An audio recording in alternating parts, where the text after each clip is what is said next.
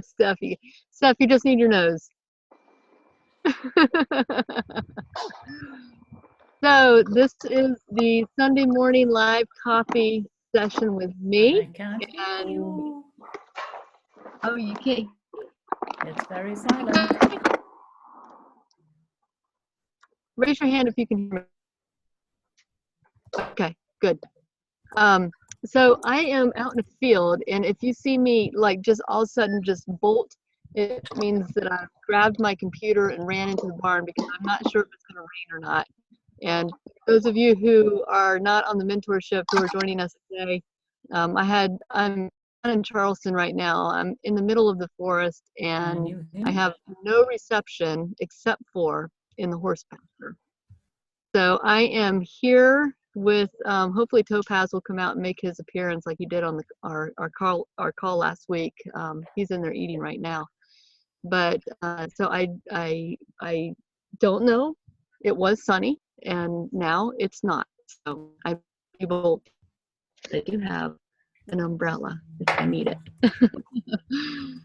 So I have this intention with this coffee that once a month I want to get together with just a small group. So this is very limited group. We top it off at a certain number of people, and just to really just have dialogue. So it isn't about me talking the entire time. It's about us having a discussion. I get so many questions that come in, and it's really just amazing the questions and what people are really searching for.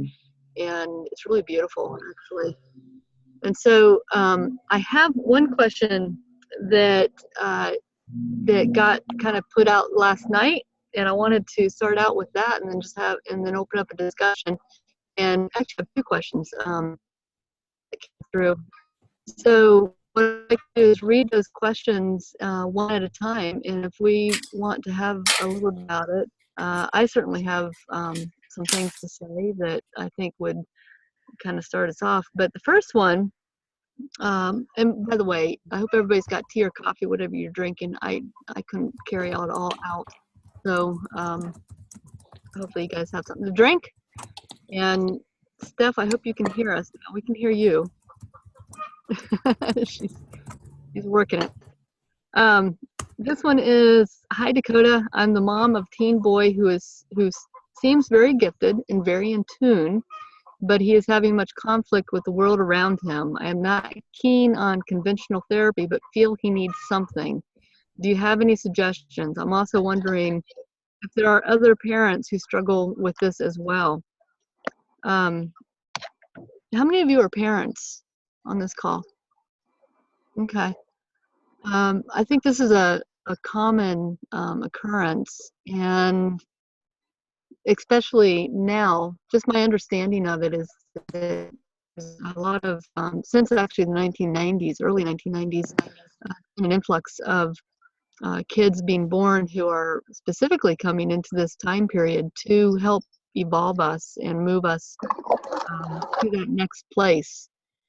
And because they come in fully equipped, so to speak, like for most of us on the call, I think most of us are at that age where we have really spent a greater part of our life kind of evolving our spiritual self.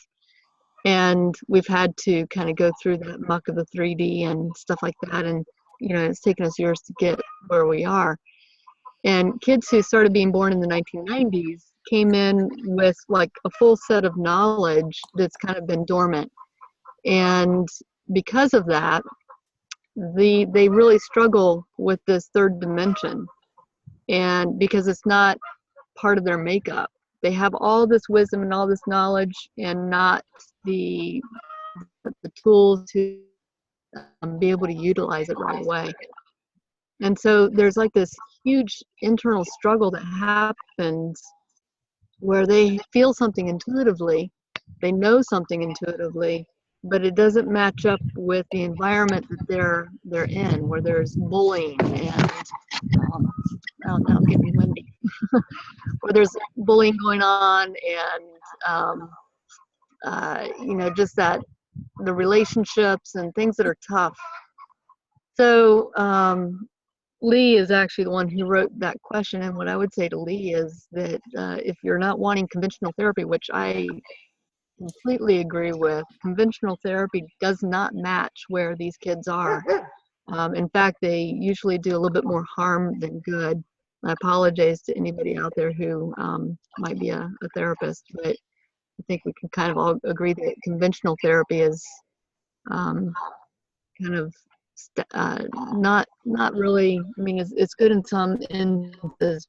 When it comes to gifted kids like that, they really need to be able to have a safe place where they can explore those tools and to really understand who they are and where they're coming from.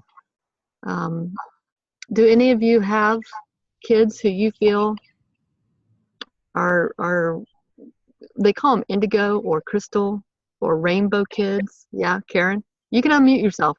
This is a totally, unmute yourself and just talk. We're having coffee. You can even interrupt me. I don't care. Say, shut up, Dakota. It's my turn. Do you need help unmuting? I can do that. Yeah. There we go. All right. Good morning. Good morning. Blessings to everyone. What a great topic. I have done extensive research into this because I was born in 1962 when a huge influx of indigos came in, and I did not know what was wrong with me. And addiction totally buried that in me because I didn't know what to do with it. And I was born into Piscean family. You know what I mean? Oh, wow. Really. So if you think about it, I was born into that industrial, let's make a lot of money. And so my son is pure 100%.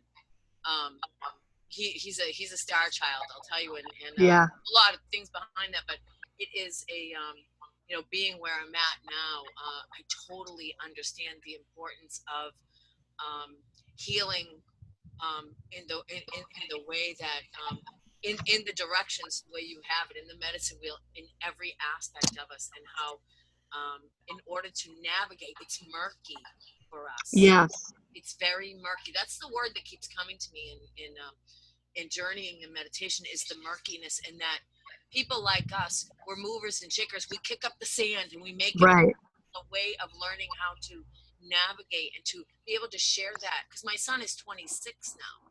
Yeah. So the ship sailed as far as that stuff goes. However, he'll come to me now, and learning to how to sit in stillness and let source speak through me to him through my own experience has become really valuable. And we've both been through extensive therapies and stuff, and where they've helped us, they haven't helped us, and what we need is to connect to source. That spark that's within us, that's what we did not know how to connect to, and both of us are on a journey towards that. And it's just a matter of, I was guided to Dakota and to this tribe. I have a shaman chief that I work very closely that lives up the street from me, ironically, which is really bizarre. And but it's been able to become desperate enough to be able to okay. And watching my son and being able to just be there as that inner guidance. That's what's really valuable. Yeah. So when he was a teenager in high school, was that his toughest time, or when would you say was his? He left school and schooled at home because he couldn't handle we're also highly empathic. So with a lot of people is so hard. I mean, I'm very involved in the recovery world, which is always being around people, and I have found that I've had to really learn how to navigate that. And so he ended up in addiction himself. Yeah. Try to run from it, because at that time I couldn't help him either. I mean, we're supposed to be where we're at, and I understand that, but it was and I try not to get into any morbid reflection with that, because we are as we are supposed to be, and we're both extremely, we're coming into our power, our centeredness in a way that's really helpful. Yeah. We understand now why we're here, both of us. Right. We understand that we're here to be truly helpful. Yeah, and that struggle to get there, I think, is and especially teenagers go through, is that struggle of, and the empath. I mean, most most kids who are, the star kids are empathic. And when you don't have the tools to decipher what is yours and what is somebody else's, and you just take it all on, and I mean, that's a lot for a teen. That's a lot for anybody. It was very much for him. It was very, and both of us he's so like me in that way that I just at this point try to be that experience that I have in navigating it myself.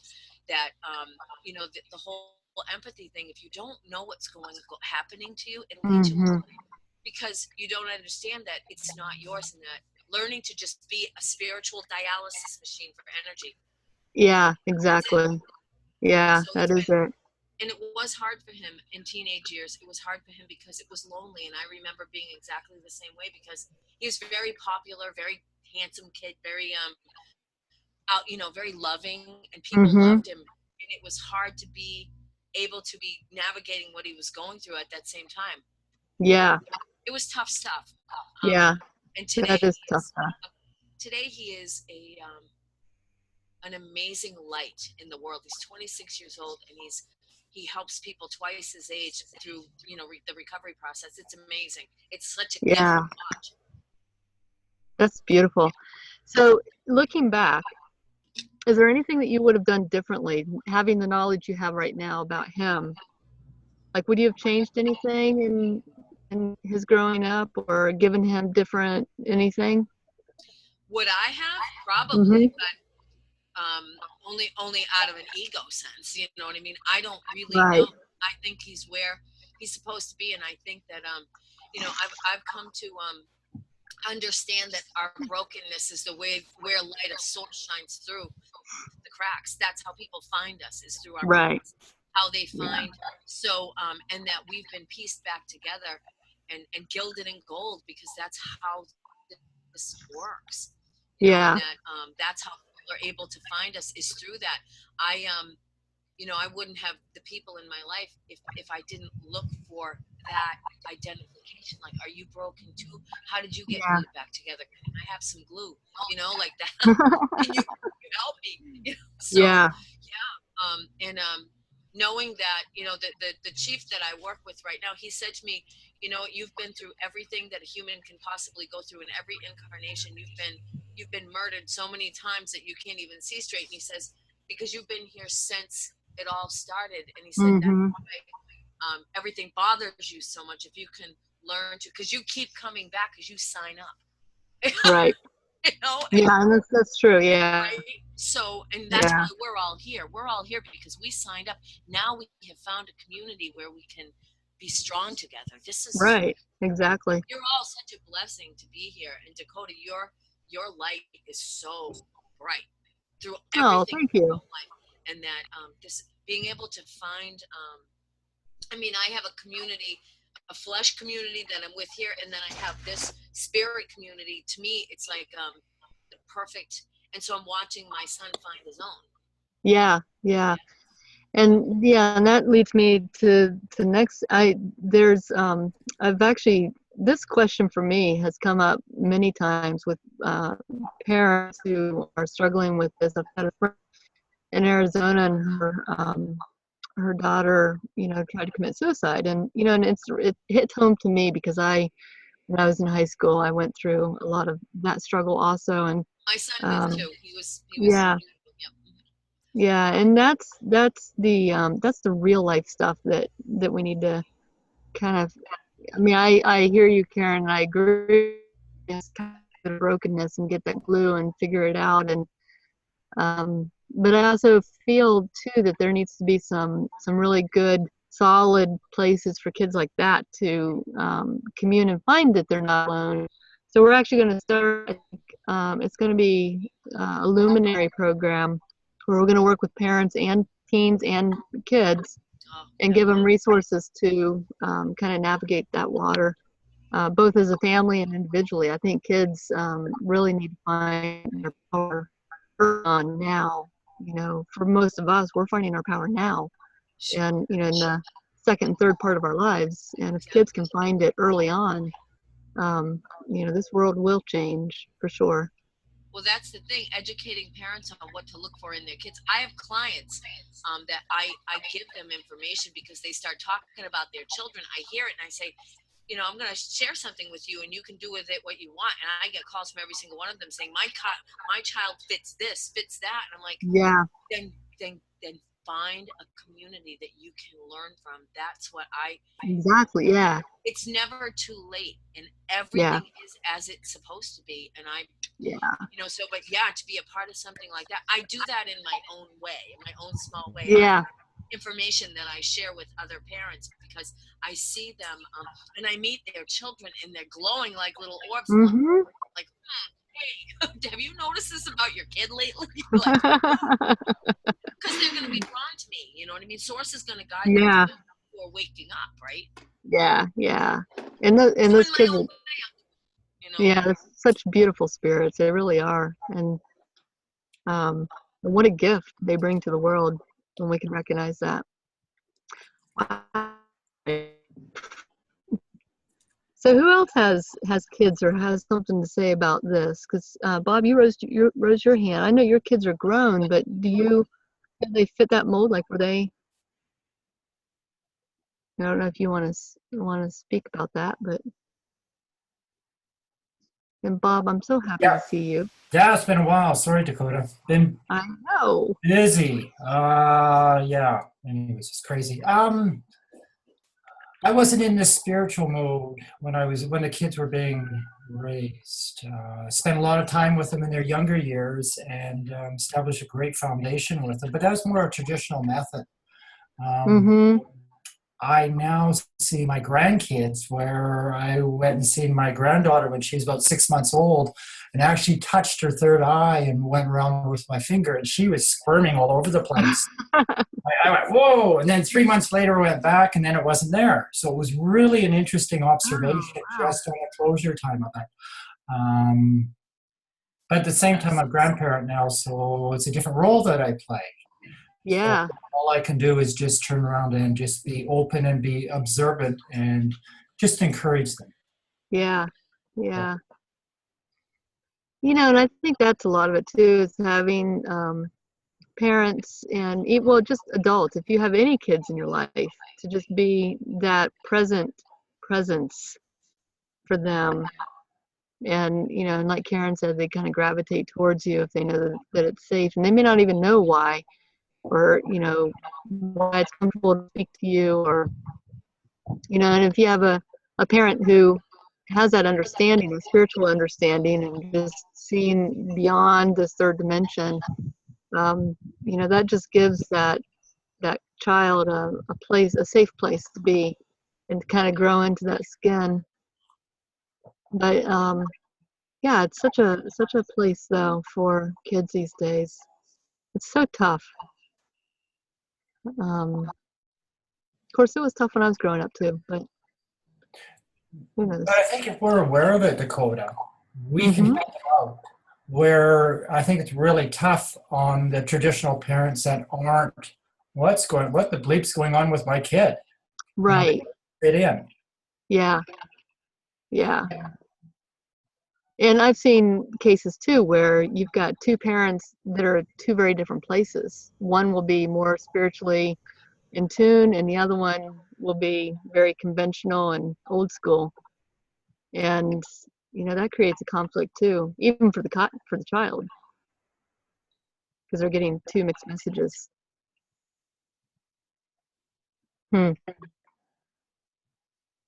Anyone have anything else to say about that?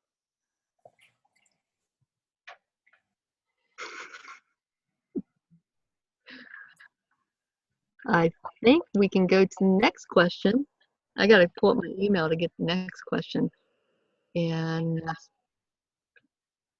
let me. Do you mind if I say something else along that line? I attended last weekend. I attended a landmark education course. I was in it 10 years ago. No compassion at all for people. None at all. No. Yet the month before, I attended another session with Dr. Gabor Mante in Edmonton. And he had so much compassion, and he was a doctor who worked on East Hastings Street in Vancouver, which is a drug haven of Canada. But it was just, it's all about compassion. It Yeah. really is. It really what it comes down to, and just being able to, because at the Landmark, they basically said, what's your problem? Suck it up, buttercup, and get on with life. Where Yeah. Dr. Ante would actually go and hug people at the end of the session. Yeah. So it's about compassion and love for our fellow person. Yeah. The compassion piece is really, I think, so vital, not just with the kids, but with everybody, and with the earth and with the animals. And I did Landmark also, Bob, and man, that was rough. That was rough. I don't know if they made you do the exercise where you had to go around to each person. You had a sinking ship and you could only have 5 people on your lifeboat. And you had to go through every single person in the group and tell them whether they were allowed on your lifeboat or not. And if they weren't allowed, you had to tell them why. And it was heartbreaking to look somebody in the eyes. They made you look them in the eyes and say, you cannot be on my lifeboat because, and tell them why. Like, who does that? Wow. I don't care if it's pretend or not. That's just. What was really interesting with me is my right knee not locked. Like it was a full day, Friday, Saturday, Sunday, 9 to 10 at night. Monday morning, my knee locked up. Yeah. I have been fighting with my knee ever since, and it's finally started to get unlocked since I got back home. But okay, the universe was telling me something not to go that path because I was thinking of going that path. But anyways. Yeah. That's funny, Bob. On the mentorship call last week, we were all talking about everybody on the call. Listen to the replay when you get a chance to the 3 o'clock one. Everybody was having some kind of issue physically as a result of doing this work, and it's all kind of coming out in our physical bodies. Really quite amazing. And several people had the same symptom, which is amazing. Oh, wow. Yeah. Great. Yeah. And that was this past Thursday? Yeah, this past Thursday, the 3 o'clock call. Okay, thank you. Yeah. So there's a few of you who are not on our mentorship. We've got some of you who are and some of you who aren't. And so if I ever mention mentorship, that's what we're kind of talking about. So this next question, I love this question too. We had a couple good questions. This is from Star Queen. So how do we know, and there's several questions here, so let's start with a couple. How do we know true unconditional love when our hearts and instincts are at war with the mind? Why would we still feel a heart-based energy for those who have wronged us? What is unconditional love? These are, just easy peasy questions. How much can it endure, and why would it remain so strongly present for those who hurt us? Does the heart do the choosing for us? Oh, easy. Yeah. So, can I say who said this question? Yeah. Okay. So that was Ronnie's It's me. multi-layered, deep question.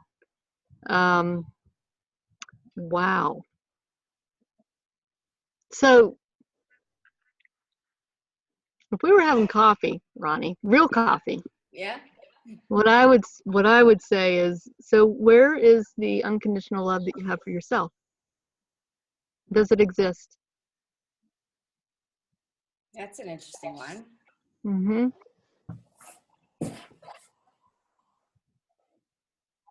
I think I can easily say that I love myself. Mm-hmm. And I'm learning finally at this point in time about the boundaries. But I just feel I can't understand. Like, I think that you've mentioned before something about how we will go into rescue mode on people. Mm-hmm. Yeah. I feel it might be a pattern of mine. Mm-hmm. And if my heart wasn't involved, I wouldn't see myself wanting to do that. Right.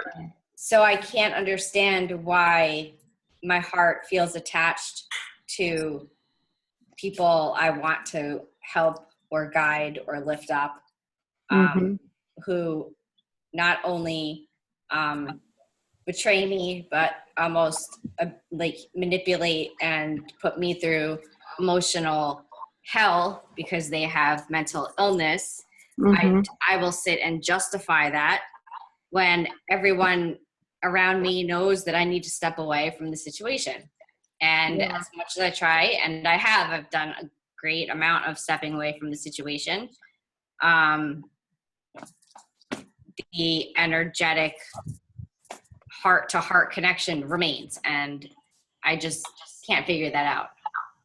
Yeah. So my experience, and I'd love to hear other people's opinions on this too, is that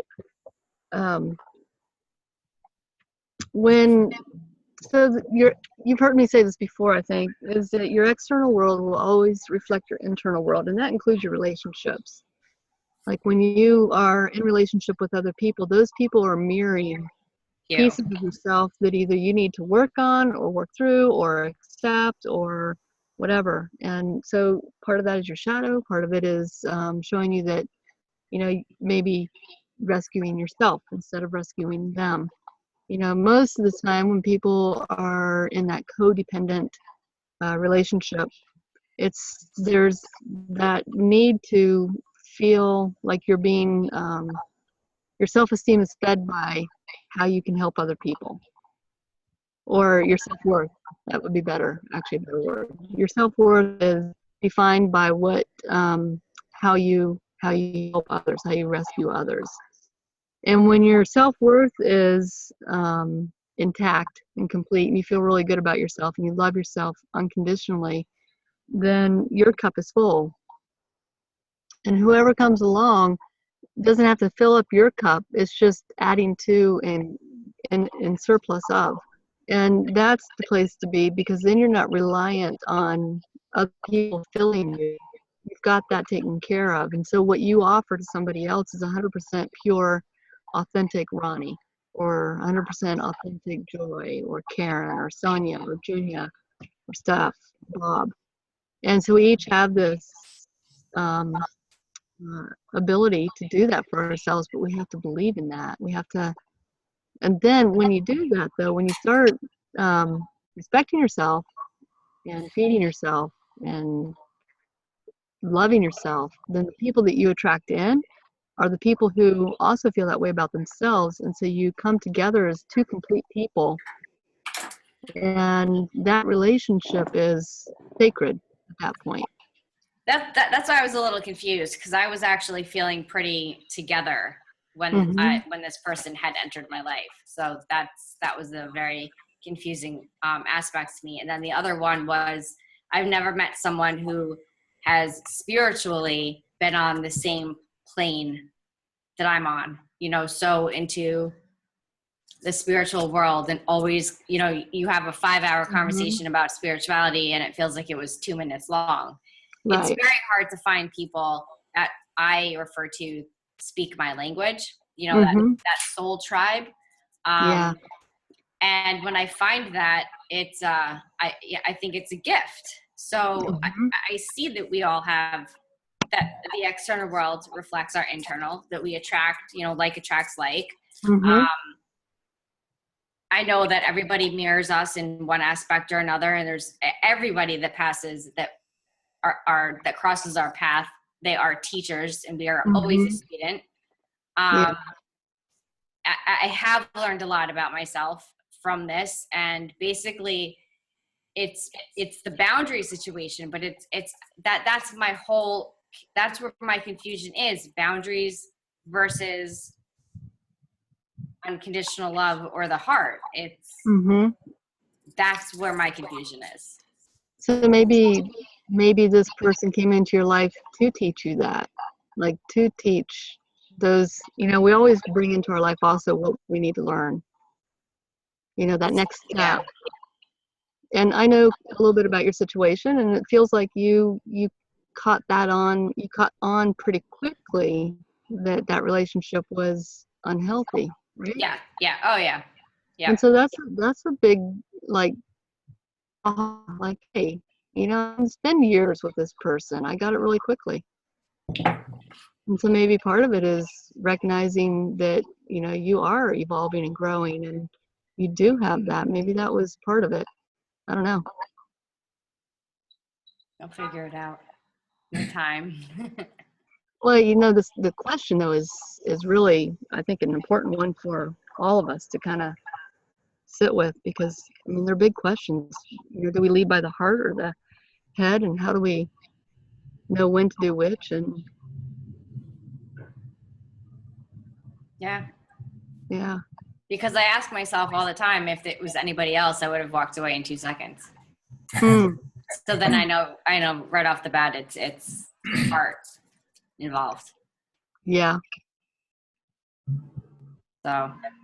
So let me ask you this. Do you feel that person could in any way be your twin flame?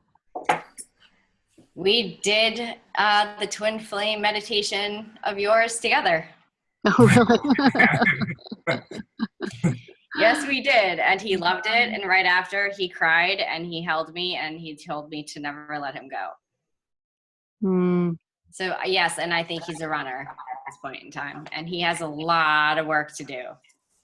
Mm-hmm. So yes, I do think he could be my twin flame. That's really Good funny. luck. So funny, Dakota. Well, shit. This is when I take a big gulp of coffee and just like, oh. Add some Baileys to it. What? Add some Baileys to it. Yeah, add some Baileys to my coffee. Twin flames are nasty. Yeah. No, not all. Well, especially if they're not at the right level. If you're at the right level, you got the connection, you're madly in love with them, and then all of a sudden, there's a Jekyll and Hyde that shows up. Yes, it's true. It's actually true. He's been diagnosed bipolar. Go on to them. All right, let me just put this out there. Not all twin flame relationships are horrible. There are actually really amazing, beautiful ones. But they are challenging. They can be very challenging. They have their different sets of challenges. And yet they also evoke something within us that is very, very deep and profound. And that's probably why you are having such a hard time reckoning mind. Like, your mind is saying this, and your heart is saying this, and your soul is saying this, and he's on the other side of the running away. So unfortunately, if twin flames are not at the same place, like Bob's saying, it is hard. It's very hard. And it doesn't even mean that he has to be at the exact same place. There just has to be some commonality where you understand each other at a soul level and you get each other. And have some consciousness that allows you both to see that there's something bigger at play than. Yeah, I think I helped him wake up a little bit. And I remember him saying that, on one of the twin flame things that we read, there's always that one that's more spiritually awakened than the other. And, I'm dealing with a guy who came out of the army, who has PTSD, bipolar, paranoia, never believed in happiness, never believed happiness could exist, which scares him. And so, it's the true twin flame dynamic. But the last week or so, I've managed to work on cutting some energetic cords so that I'm not so pulled in and affected by what he does. Yeah. That's where you're talking about when the glass is full.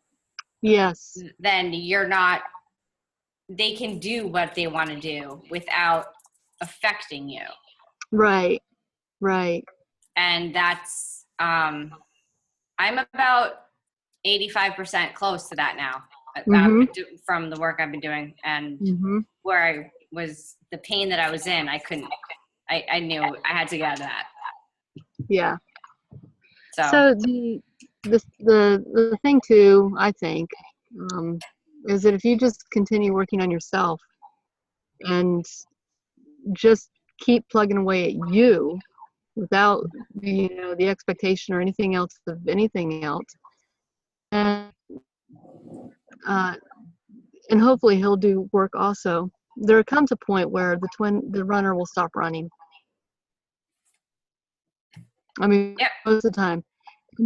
Twin flames are coming together at just warp speed right now, because when you come together with your twin flame, there's something very significant and strong and powerful that you're meant to do together, in addition to having a relationship. right, I mean, right. it's a deep love that you won't feel with anybody else. It's unparalleled. How many of you have met your twin flame? Yeah. How many of you are with your twin flame? Okay. God. So, Right.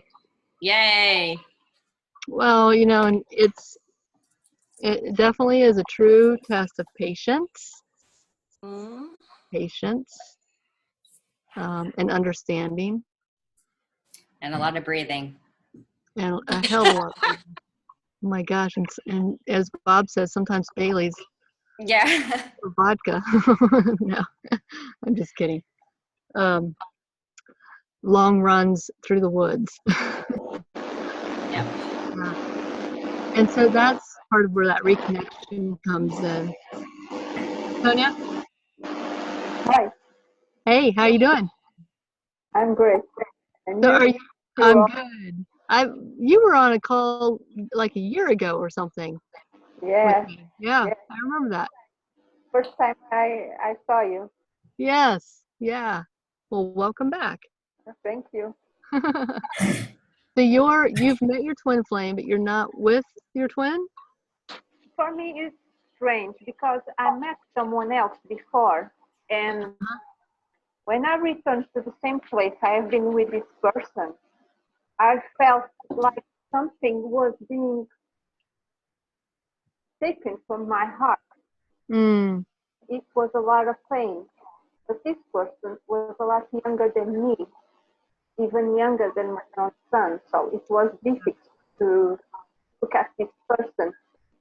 Even then, that when I would speak with him, I only see a soul, not a hate. There was no hate in there. yeah. A soul talking with another soul. But Mm-hmm. I met someone few months later, and this person, I feel him. I felt him so deeply, and it touched me as well. So I feel like a bit confused because I really don't know very well, because the younger one I knew a few months before, a few months ago, that he can feel me and I cannot feel him. I only feel the older one. So for me, it's very Yeah.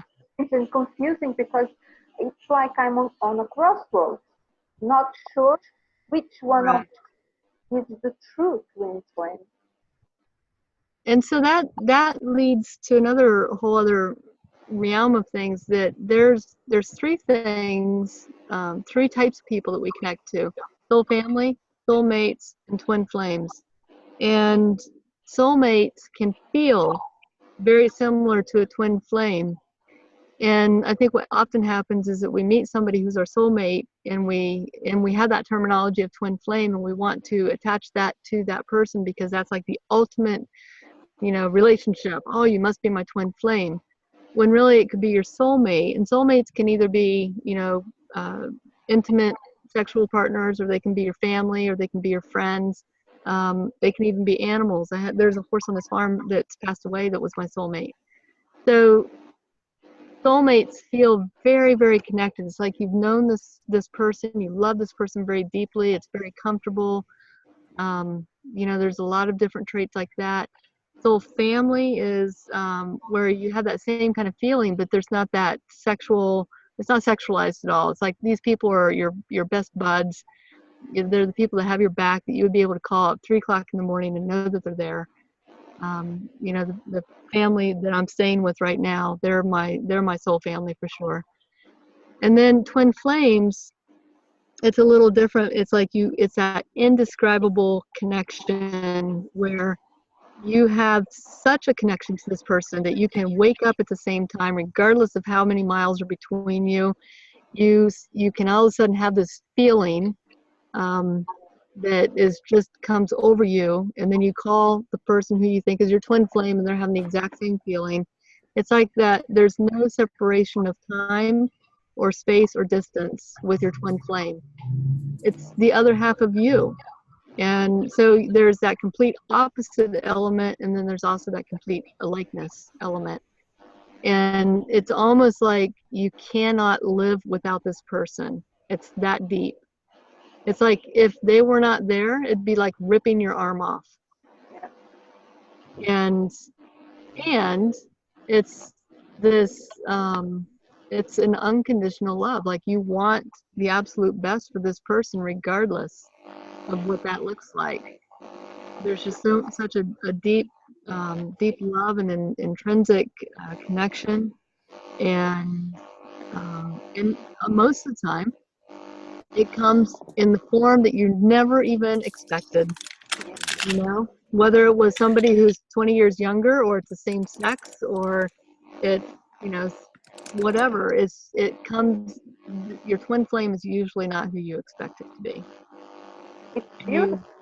It is very beautiful. It's an extremely, it's such a life-changing relationship. It really is. Yeah, it changes who you are fundamentally. And so, and because of that, I think that when you actually do meet your twin flame, if you're not with them at that time, where the circumstances, either they're the runner or they're not at that same place, I think eventually they will get there. And that's where that patience comes in, and that knowing that, you know, patience. I keep going back to patience. Yeah, he kept coming back to patience. Yeah, it's like a 4-letter word, but it's not. It's really like 7 letters or something like that. 70 years. 70 years. No, don't say that. Say 7 months. Anybody else have an experience with twin flame that you'd like to? I saw quite a few hands raised.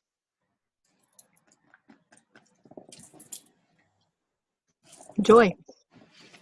Be right back. I'm sort of learning about patience to the highest degree.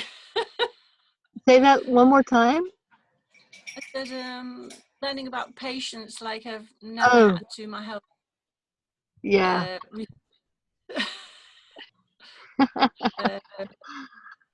So it's like, yes, I'm learning patience. Yeah. But yeah, hard. But I stay because of connection that I'd never had with anybody else. Yeah.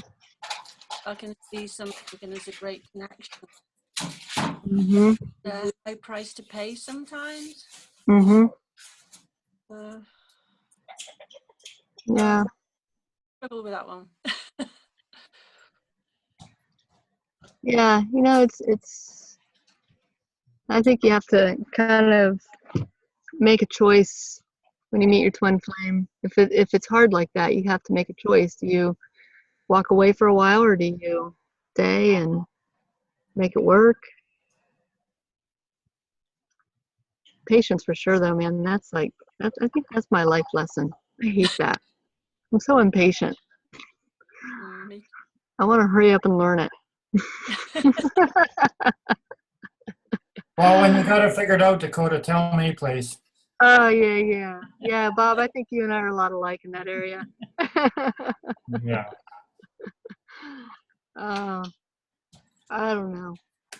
One thing, I just shared something with Ronnie there, and what I mentioned to her is I have my PhD in trying to save women, and I've failed. Um, but I think the most important thing that you talked about is self-love. Yeah. And I experienced it when I was in Peru in one of my retreats. And it was about 4 hours long. It was the most amazing thing. And because of that, I've been able to set up boundaries where I Yeah. can send out love to somebody, Mm-hmm. but have boundaries. And that's what I'm doing right now. But it is tough love on one side, but at the same time, you're setting yourself up to be safe because you don't Right. want to be in a relationship that's, mental abuse or psychological abuse, or even worse would be physical abuse. Yes, exactly. The other thing too is I've mentioned this book before, Neil Donald Walsh. He wrote The Little Soul in the Sunshine. Oh yeah. And it's all about soul contracts he talks Yeah. about. And those people that come into your life poking the bear, you signed a soul contract with them, man. Yeah. And if you look at life that way, Yeah. you learn something. Yeah, you do. You do. Wow. Sorry for the noise. It's firewood day. I forgot. Yeah, this whole contract thing is, and you have to also determine whether this whole contracts are something that is still needed, because sometimes they are carryover, spillover from a previous life that really doesn't have the same meaning in this lifetime. But we keep perpetuating it over and over and over because we never break it. I've had that a few times with my own relationships where, like, okay, I'm done with that. I don't need to learn that anymore. But you have a meditation, though, that allows us to break those soul contracts, don't you? I thought you did, yeah. I do. Around and wipe your hands at them. Can't remember the name of it. I can't either. So, yeah, I forget the name of it. I'll find it though, and I'll put it in. Where will I put it? Well, this coffee will actually be posted on the website, so I'll put it in the show notes. The meditation, because that's I think too, even when you have the relationships with your twin flames and stuff, sometimes you got to clean up your contract so that you go into that relationship cleanly. I think to get the most out of it, to really be able to harness that power that it has. Because again, you come together with your twin flame to create something enormous, life-changing. Jackie, you got your hand up? Oh, you don't? Is that Junia? Karen. Karen, okay. Where are all this? And Junia too. So we'll go Karen first, and then we'll go down to Junia. Good morning. Thanks everyone. What awesome. And thanks Ronnie for your beautiful question, because I came into where I'm at with no knowledge of this whatsoever. I knew that something was very entirely different, and really went into soul and said, what is this? And the one thing that I've learned that has helped me the most is I had no attachment about it. I had no predisposition towards it, and it has come very naturally. And it is a navigational thing. I need that inner GPS to really navigate, because it gets murky. I do have areas of life, the way I think things are supposed to be. That's when it gets really murky and really hard to navigate. Is that, and I do a tremendous amount of work on detachment, because the only way I can truly experience that profound love is in a detached sense. Yep. I don't think that he's be treating me any certain way.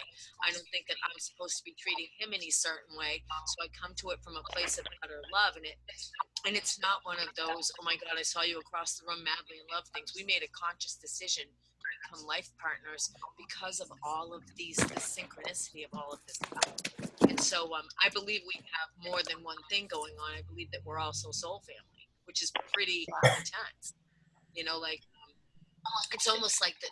I sometimes feel like it might even be the trifecta, but I don't try to push any of that. This is unfolding. That has been what is the most, when it gets hard for me, I'm one of those people that says, see ya. And I'm not doing that. I'm actually letting this heal me, because he has things that I don't have that I learned from. Yeah. It's like coming together in that completeness, Mhm. and in the same, you know, we have that yin and yang thing that's so incredible, and he is by far my greatest guides, you know, in the human realm. So, but it doesn't have that, you know, that insane part that I've had always. I always thought that it was going to be that person I was madly in love with, couldn't live without. I don't want to live without him because I feel so at home here. But Yeah. it's like the greater good, the highest good for the other person is still very present there. And I've come Mhm. to understand that you don't always connect in every incarnation with your twin flame, but if you get to meet them, it's pretty wonderful. So it does for me. So what, in essence, the most thing is to detach from how I think things are supposed to be, Mhm. how they truly are, and letting the love grow from there. So I hope Yeah. that, you know, Yeah. Yeah, it really is a tremendous gift to meet your twin flame. Yeah. Junia, you had a Yeah, hi. This hi. is yeah, so nice to hear your voice. Yes, it was. Can you give me a good tip how to be myself and strong, just to see that twin flame again?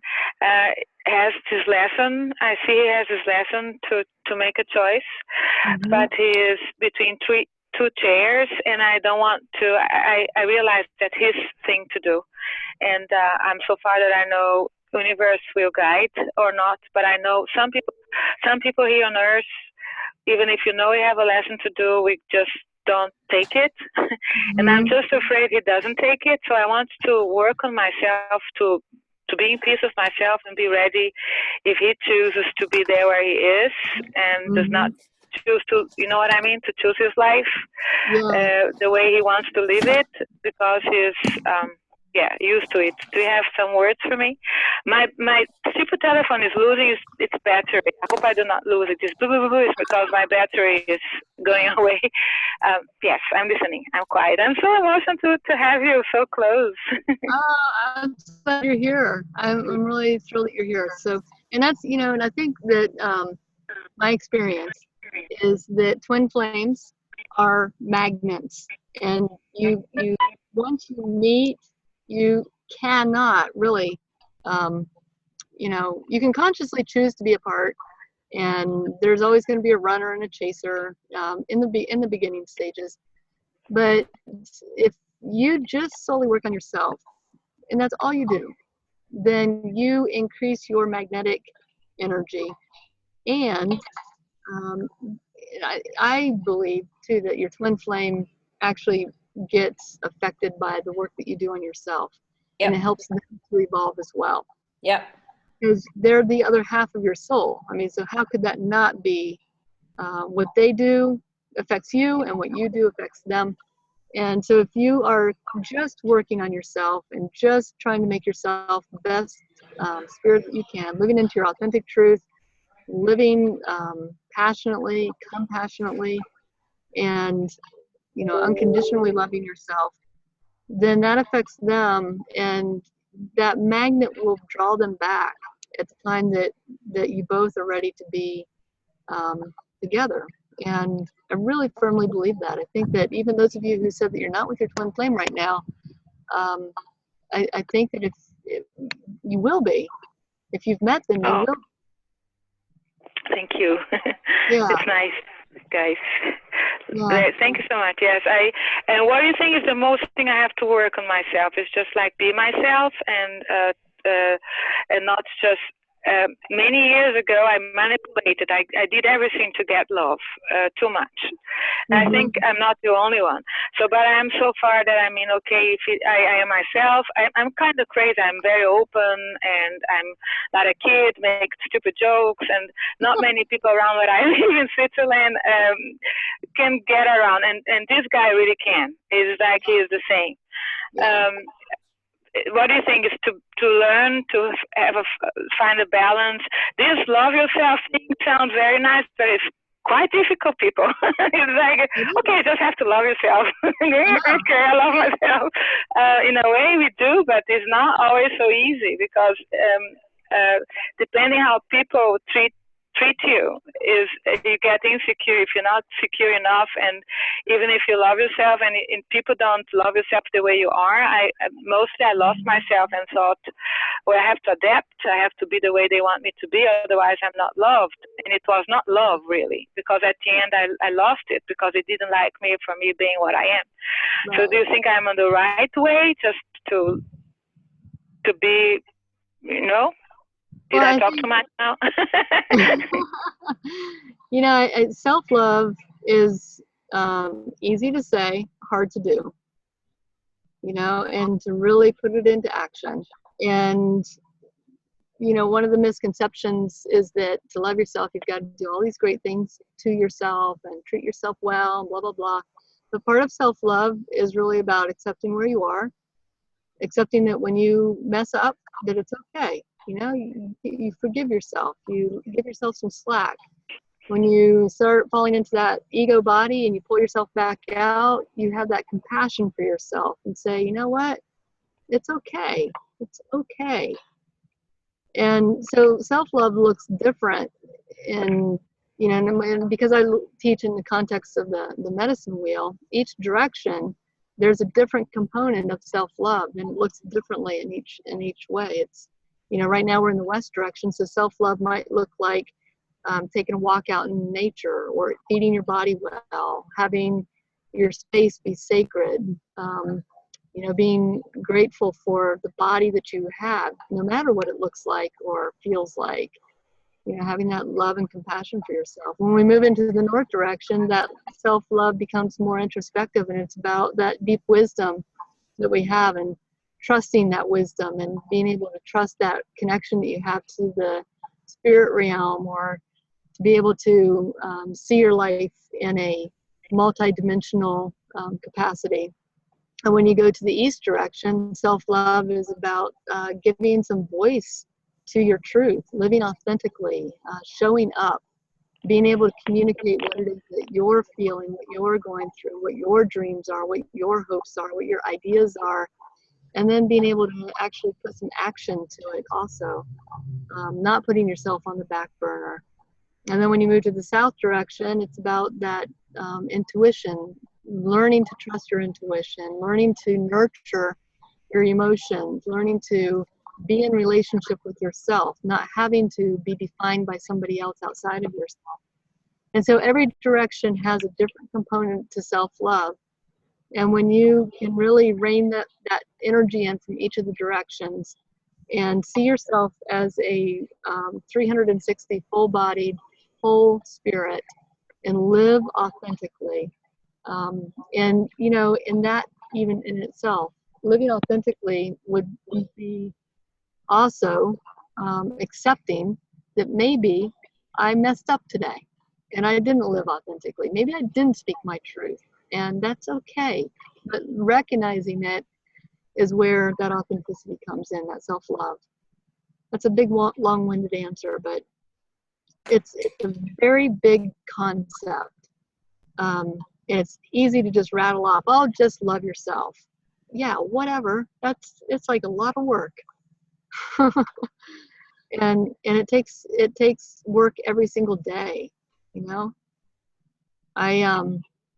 You know, this in the last couple of days, I had to practice self-love and put up boundaries, and that's part of loving where I am. You know, I don't want to do something that somebody else wanted me to do because it's not in my best interest. So you just find out what it is that you need and live the best life that you possibly can, and know that you're going to mess up. Can I say something? Yes, please. In my experience, and I've spent a lot of time in conventional therapy, the only way I actually learnt the lesson of self-love was by going back and remembering myself as a child. Because in my life, all the lessons I learned about myself that were negative were then. Yeah. And I had to relearn, okay, here am I, I'm a little girl inside still, Mm-hmm. What does that little girl want? And then working from that direction, I can then really be honest with myself and say, no, she doesn't want to do that. She's not interested. That would hurt her. That would really upset her. So let's do it some other way, or let's say no. Because that's where we all are inside until we can grow ourselves up. That child's still there, hugely. Yeah. Hugely. Yeah. So, that's a great way to do it, I think. Yeah. Imagining that little child. Yeah. As long as you're feeling generous towards a little child, because it took a long time for me to actually feel generous towards her, because I loved her so well that she wasn't worth bothering with. Exactly. Yeah. Yeah. It's taken a long, long, long time. And I'm 64 now, so don't leave it that long, please. Learn it now. Yeah, yeah. I had that experience the other day. I went through the whole little thing. Like I wanted a Snickers bar. And my adult self said, Dakota, you should not have a Snickers. You have not eaten breakfast. You've only had a cup of coffee. You really should not have a Snickers bar. And my little self said, but I want a Snickers bar. Sometimes you can. Absolutely. You got to do nice things for yourself sometimes. You do. You have to. And that's kind of where it springs from. You just have to go back and say, okay, what would my little self need? And really start developing loving for that little person, because they're there. There's no question. Yeah. Really, absolutely. Yeah. So that's my experience anyway. That's great. Junior? Yes, darling. You have your hand raised. I love your accent. Jesus, you have a beautiful British accent. I want that. So, no, I wanted to know, Dakota, you gave me. I make many of your meditations online. Do you have maybe you say so beautiful things about this wheel?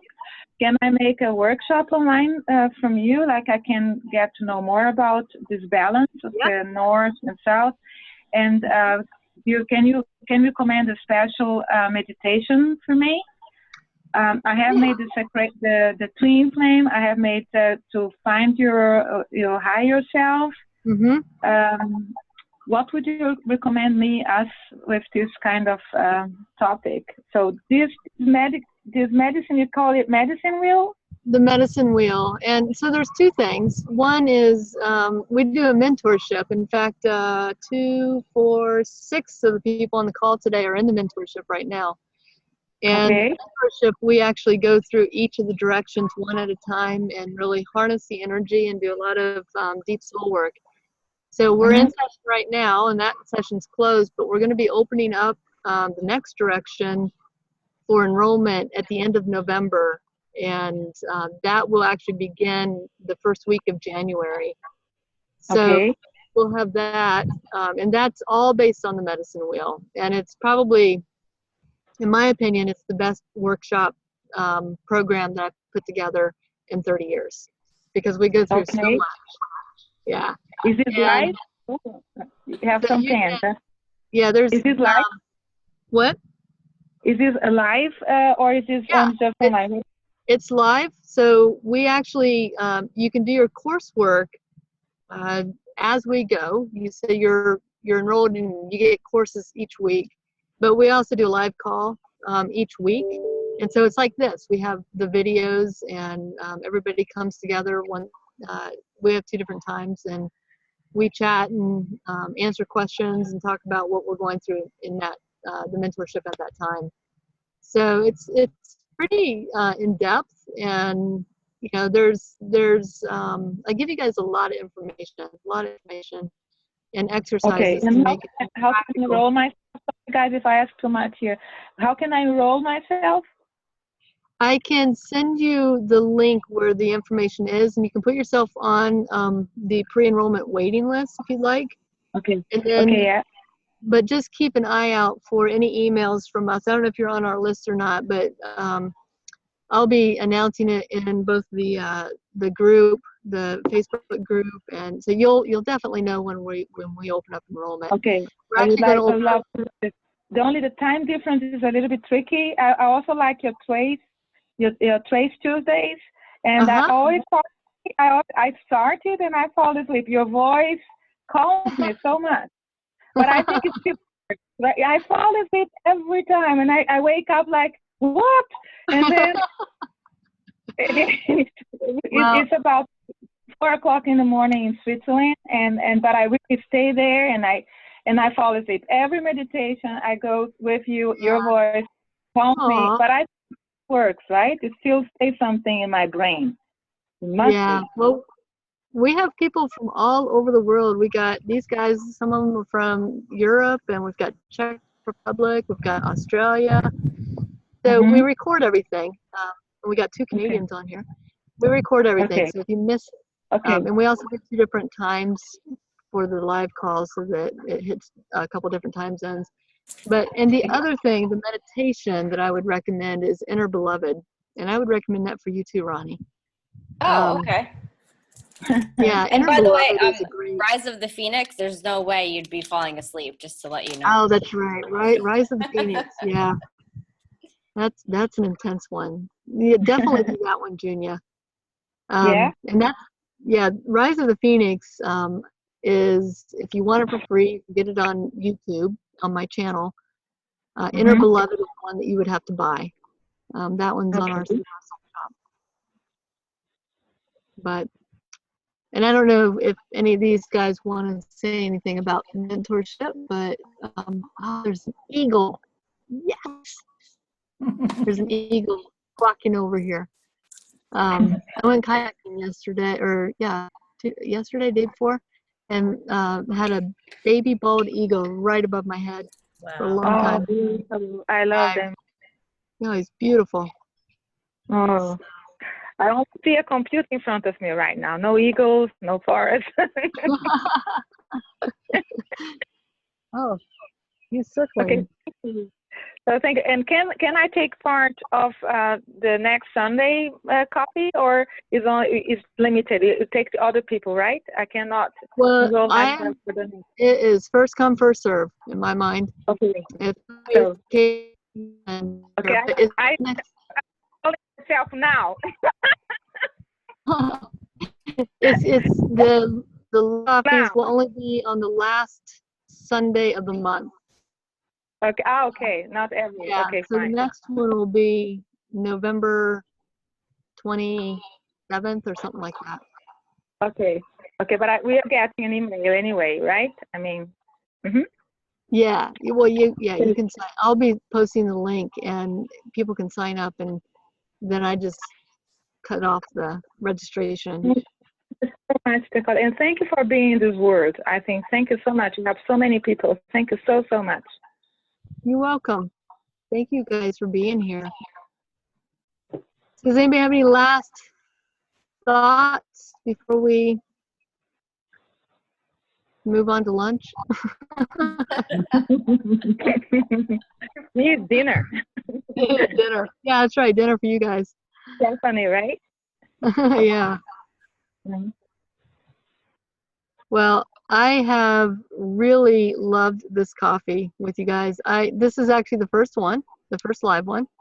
And I can see that I might actually up it to 2 a month because this is really fun. I love just getting to be able to just talk with somebody other than my camera in the woods, which is fine. But there's just so much wisdom in this community, and I really appreciate all of you and what you bring to the table. As long as you don't wear yourself out. You know, this energizes me. I'm like ready to go in there and do all kinds of stuff now. Yeah. But I might actually have to go find an eagle first. So that's a good actually idea. Today I'm excited about this. I'm heading down to a place about an hour and a half from here. That's a cabin that's right on a tidal marsh. Like the dock is the back porch is 7 feet from the water, and it's in the middle of nowhere. So as long as I have reception on my phone, I'm good. And I'm going to stay there for a bit of time and just kind of veg out and regroup my life. And yeah. Good. Yeah, I think it's really good. It's called Chessie Creek. Oh, wonderful. Have Yeah, a brilliant time. I will. And Steph, I will email you back today, later when I get set up down there. Okay. I owe you a couple of emails, so. No hurry, just whatever. Okay. I want you to rest first. Okay. All right. I will. So you guys, thank you so much for being here and being present and for being just the light that you are in this world. It's each one of you. I see you either on Facebook. I see your name all the time. Sonia, Junie, I see both your names all the time. And those of you. Yeah, I'm your fan. We are your fans, I think, all of us. Aw, thank you. You'll be blessed, please. Be blessed. You're great. Thank you.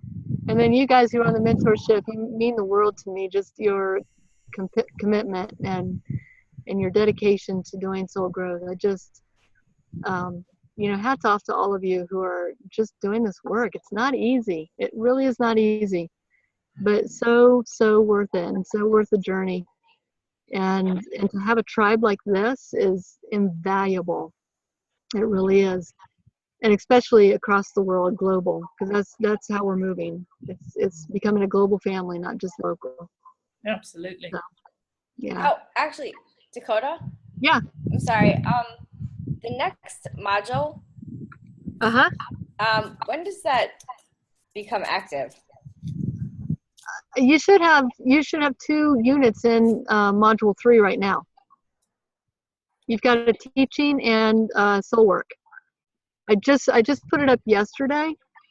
Oh, okay. All right. I'll check it. And you'll love the video. I actually taped your class while I was paddling on the river, on the creek. Oh. Yeah, and there was an alligator. Oh. Yeah, that's where I saw the eagle. I need to post a picture of the alligator for you guys to see. Wow. I think so brave. So brave. brave. So brave. For those of you who've already watched the video, that part where I went across the log and my heart dropped, I swear I about lost my cookies. I was like, ah! I did not want to tip in alligator infested waters. Now, for those of you who did not see the video, you're going to go watch the video right now. For those of you who are not on the mentorship, are like, man, what am I missing by not being on the mentorship? So, anyway, I love you guys. I will see you guys maybe in 2 weeks. Thank you. Thank you so much. Thank you, Dakota. Thank everybody. Bye-bye. Thank you. Bye, you guys. Bye. Bye. Bye, Bob. Sonia. It's lovely to put a face to the name. I saw you and I wrote your name when I came in. You didn't see it. Oh no, I didn't see it.